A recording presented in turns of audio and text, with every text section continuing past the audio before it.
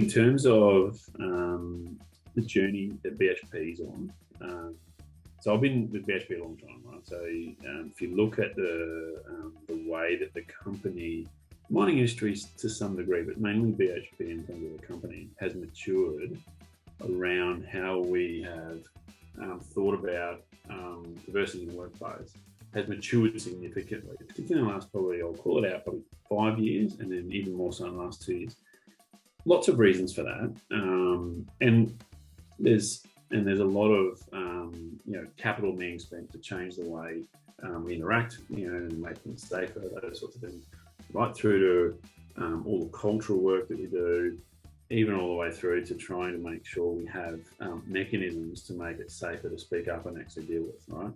So me personally, I lead the R&D for all technical across the globe as well. And that's made up of a team of people where we intervene and look for things that we can actually make it better all the time. So we've actually got teams of people where it's part of their job to continue to make it better and safer for everybody to speak up and actually make it a better environment. Now, that doesn't mean to say everything's perfect, and it always will be. It's never, it doesn't matter even if inside BHP, outside BHP, it doesn't matter. Probably just walking down the street. So our goal is to make that and work as hard as we can to actually eradicate any issues that come up with that particular area. So from a high level, there's more money being spent to try and make things safe. There's a huge amount of work going on in culture and being in terms of the way what we accept and what we don't accept, and how we put people in positions and don't. And equally, trying to deal with anything that actually does go wrong along the way. So there's lots of work that goes into the diversity work that we do. So I don't know if that answers your question directly on, but I think that was heaps of work going on. And the other thing I would suggest, and this is probably a bit one-sided, but BHP is absolutely pushing further than any other company that I know of in Australia. We're leading the way generally across the board. You name the topic, and we'll be probably front and centre. So there's others that are doing really good work too, by the way. So, but you'd think of any sort of topic around diversity or inclusion, and BHP is genuinely pushing hard into trying to change the overall culture, particularly in Australia, in general. So that's how I'd call it out. You're touching on a topic that's the leaders, I know most of the leaders in our business, they're all quite passionate about trying to sort. So it's actually, and it takes time. Tim, I think just further to that, I think you did a really good explanation. So I don't really have much to add other than, Lauren, just so I guess you as a young female engineer entering the business or the workforce, it is definitely just not tolerated anymore. So there's lots of systems in place for reporting. There's lots of support on any site or any workplace that you go to. There'll be champions there for you. There's always, like Joe alluded to before, your line leaders, your buddies, but then there's two-up managers, there's other line leaders, etc.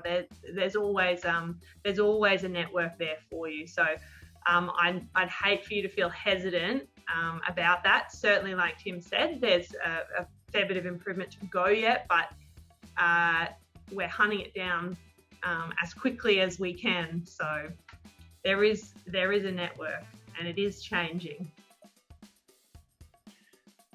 Georgina, did you have anything to add? Oh, sorry, Lauren. Oh, no.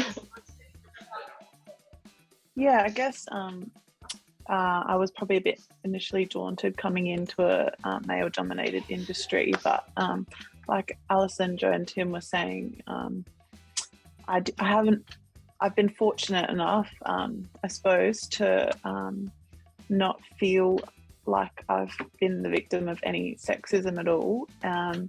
But we have, saying that as well, in our team, we've had pretty regular discussions about it, and some people still have, which, is a symptom of an evolving workplace. But as well, everyone I've spoken to in the team has felt comfortable to bring it up, and like they have points of escalation and people they can go to. Our team is pretty diverse in terms of men and women, and yeah, we've got a good buddy system. There's always people you can talk to outside the team as well. There's like female representation in some of the manager levels at Olympic Dam, but as well within the team, it's really been reinforced that there's always people you can go to and you feel comfortable going to them.